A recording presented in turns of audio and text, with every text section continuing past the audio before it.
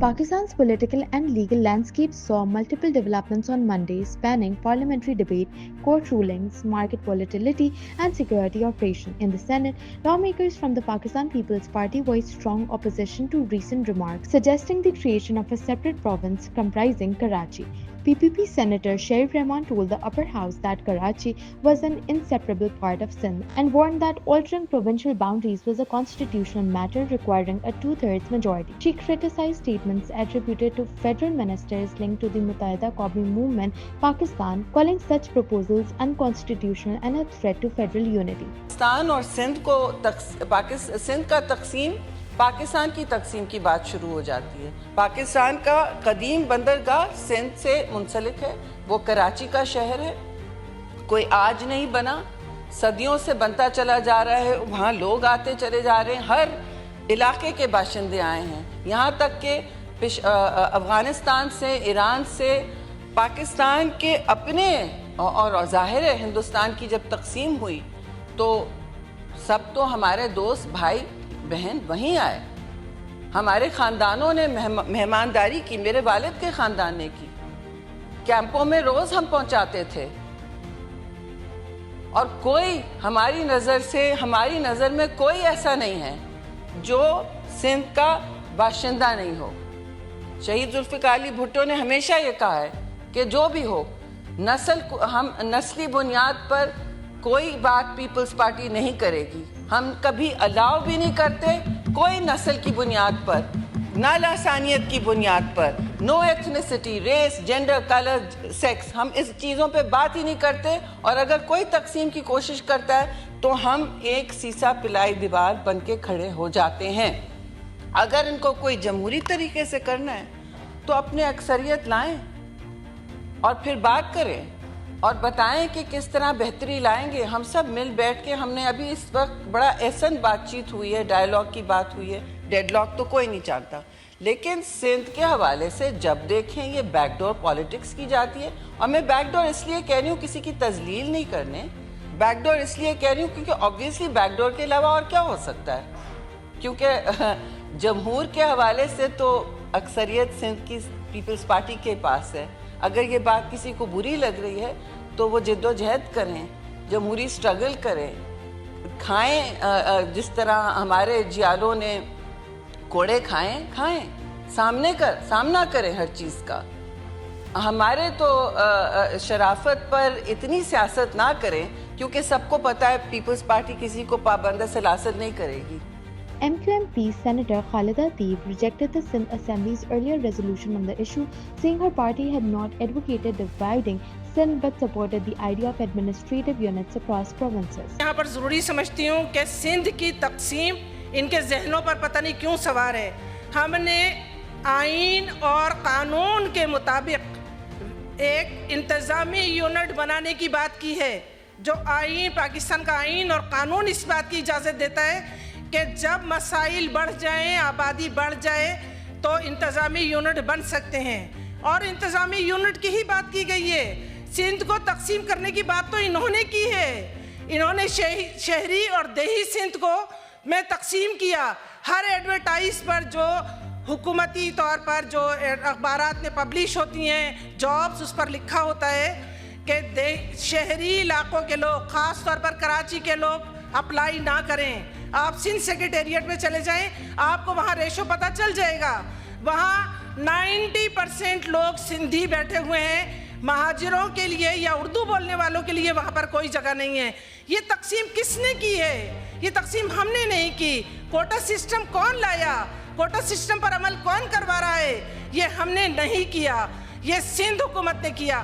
میں یہاں پر اس بات کی وضاحت ایک بار پھر دینا چاہوں گی کہ ہم حقوق کی بات کرتے ہیں.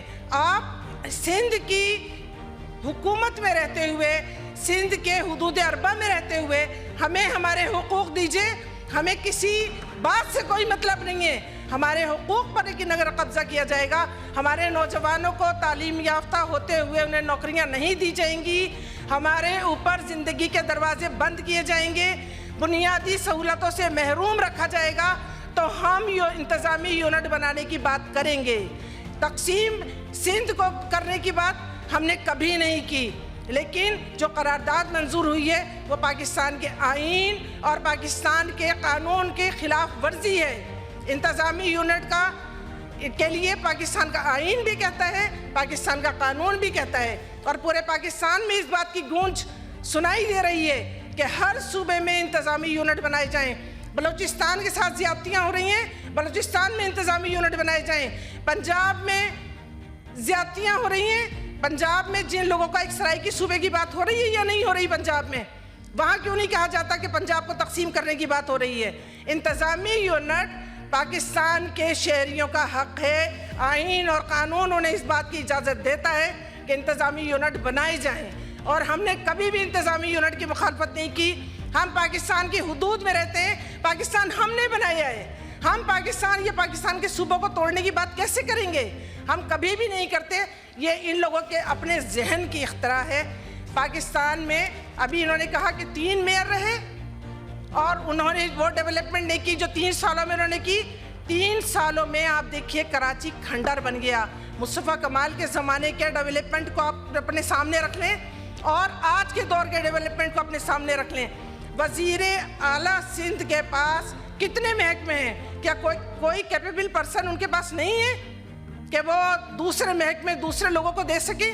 تمام اختیارات کو ایک جگہ پر مرتکز کرنا اور ان سے کام نہ لینا, یہ سندھ کے جو وزیر اعلیٰ صاحب ہیں انہیں انصاف سے کام لینا چاہیے. میں اس قرارداد کی نہ صرف مخالفت کرتی ہوں بلکہ انتہائی درجے پر آ کر اس کو ریجیکٹ کرتی ہوں, کیونکہ یہ قرارداد آئین کے خلاف ہے, پاکستان کے آئین کے خلاف ہے, پاکستان کے قانون کے خلاف ہے, کیونکہ پاکستان کا آئین اور قانون انتظامی یونٹ بنانے کی اجازت دیتا ہے. اور ہمیں جب حقوق نہیں ملیں گے, ہمارے بچوں کو نوکریاں نہیں ملیں گی, ہمیں ہمارے بچوں کو اچھی جگہوں پر داخلے نہیں ملیں گے, تو ہم انتظامی یونٹ کی بات کریں گے. کراچی 97% ریونیو پے کرتا ہے. کراچی کو اس کے ڈیولپمنٹ کے لیے کتنے پیسے دیے جاتے ہیں, کتنا اس کو دیا جاتا ہے NFC ایوارڈ, یہ سب کے سامنے موجود ہے. یہ ایسا ظلم نہ کریں. 97% سندھ کو دیتا ہے. جتنا پورا سندھ ریونیو پے کرتا ہے اتنا صرف ہمارا لیاقت آباد پے کرتا ہے. یہ چیز ذہنوں میں رکھنی چاہیے کہ جو لوگ ریونیو پے کرتے ہیں انہیں ان کی ڈیولپمنٹ کے لیے ان کو پیسہ دینا چاہیے تاکہ وہ مطمئن ہوں اور وہ اپنے تمام معاملات کو بہتر طریقے سے چلا سکیں. اگر عوام مطمئن نہیں ہوں گے تو عوام باہر نکلیں گے, باہر سڑکوں پر آ کر فیصلہ کریں گے, کیونکہ یہ معاملات ہم چاہتے ہیں کہ ٹیبل پر بیٹھ کر حل ہوں. ہم چاہتے ہیں کہ ایک جگہ بیٹھ کر تمام معاملات کو بات چیت کے ذریعے حل کیا جائے, کسی بھی قسم کی کوئی انتشار پیدا نہ ہو. لیکن اگر ہمارے پر بات چیت کے دروازے بند کیے جائیں گے تو پھر فیصلہ سڑکوں پر ہوگا. تھینک یو سو مچ. اپنی بات کو دیکھیے, میں اپنی بات کو اس پر ختم کروں گی کہ Advisor to the Prime Minister Rana Sanaullah meanwhile urged opposition parties to engage in dialogue, saying democratic stability depended on political participation rather than confrontation. On the economic front, the Pakistan Stock Exchange experienced another sharp decline, with the benchmark KSE 100 index losing more than 5,400 points in intraday trading before closing at 167,691.08. The market briefly rose in early trading but later plunged, marking at least the third major drop in 2 weeks. Analysts linked recent volatility to geopolitical tensions, including strains between the United States and Iran, as well as domestic political uncertainty. AKT Securities said investor sentiment would likely depend on geopolitical developments and the outcome of an upcoming IMF review mission, while the corporate results season could provide potential upside if earnings exceed expectations. Meanwhile, security forces conducted intelligence-based operations in Balochistan and Khyber Pakhtunkhwa, killing 9 militants, including a suicide bomber, according to the military's media wing Inter-Services Public Relations. 4 militants were killed in Dera Ismail Khan, while 5 were killed in Pishin during a separate operation. Weapons, ammunition, and explosives were recovered, and officials said sanitization operations were continuing. Authorities stated the operations were part of an ongoing counter-terrorism campaign under the vision of Azm-e-Istehkam. President Asif Ali Zardari and Prime Minister Shehbaz Sharif commended the security forces, reiterating the state's commitment to eliminating terrorism.